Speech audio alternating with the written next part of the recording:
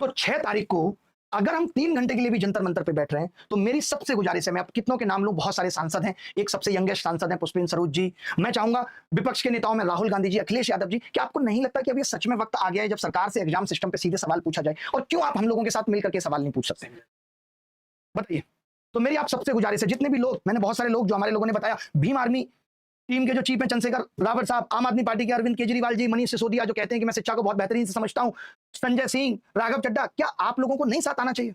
तो मैं ऐसे 150 लोगों का हम लोग एक ग्रुप बना रहे हैं कि ऐसे 150 लोग, जिसमें से लगभग 10 से 12 लोगों से हमारी बात हो गई है, बाकी से मैं चाहता हूं कि वो तो बहुत बड़े लोग हैं, लेकिन हाँ, उनके पीए हमें प्लीज इस नंबर पे मैसेज करें और ये कहें कि हम आपकी आवाज बनने को तैयार हैं। हम एग्जैक्ट 150 लोग उस दिन जंतर मंतर पे बैठ के गुजारिश करेंगे कि डीओपीटी मिनिस्टर आकर के बात करें। शायद उनको लग रहा होगा कि देश के शिक्षकों की उतनी औकात नहीं है, लेवल नहीं है कि उनसे बात किया जाए, तो हम चाहते हैं कि देश का विपक्ष हमारे साथ अगर आके बैठता है तो आप उनसे बात कर लीजिए, हमारी आवाज को उनके थ्रू सुन लीजिए, लेकिन सुनिए, ये हम चाहते हैं।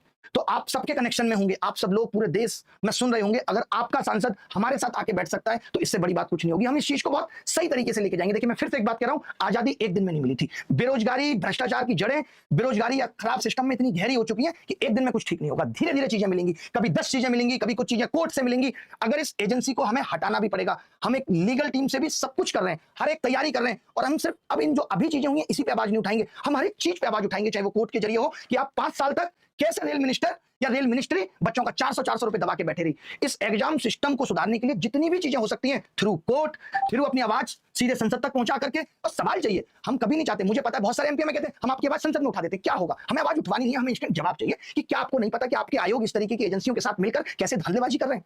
हमें उस पर जवाब चाहिए।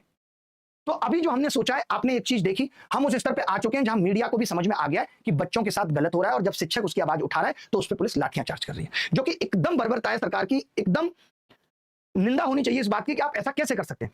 और हम लोग तो देश की व्यवस्था को बहुत अच्छे से समझते हैं, और हमें मालूम है, इसीलिए हमने बच्चों को नहीं बुलाया। हमने नहीं कहा कि भाई आप लोग आ जाओ, अभी भी हम किसी भी बच्चे को बुलाना नहीं चाहते। आप जहां हैं, आपको लगता है आप वीडियो बना करके इस आवाज को बड़ा कर सकते हैं, तो आप वीडियो बना के जारी करिए, ताकि जब इतनी सारी चीजें लोगों के सामने जाएंगी, जब हर तरफ यही दिखेगा कि कैसे बेरोजगार युवा करा रहा है, तो शायद लोगों की समझ में आए, आपका दर्द समझ में आए। बाकी अभी जो प्लान है वो एक ये प्लान है कि 6 तारीख को देश के शिक्षक, जितने भी, मैं स्पेशली नाम लेके भी रिक्वेस्ट करना चाहता हूं, बाकी शिक्षक सारे जुड़े हुए हैं एक ग्रुप के जरिए। मैं अब फिर से गुजारिश करना चाहता हूं, चाहे वो खान सर हो, आपको भी 6 तारीख को आना पड़ेगा। आप भी बैठेंगे, और ये हमारा बहुत शांतिपूर्ण तरीके से, 150 लोग होते कितने हैं, मैं दिल्ली पुलिस से भी रिक्वेस्ट करता हूं कि आप आराम से जितने भी फोर्स के साथ आ सकते हैं, हमें आराम से आके खड़े हो जाइए, हम बहुत शांतिपूर्ण तरीके से अपनी बात रखेंगे।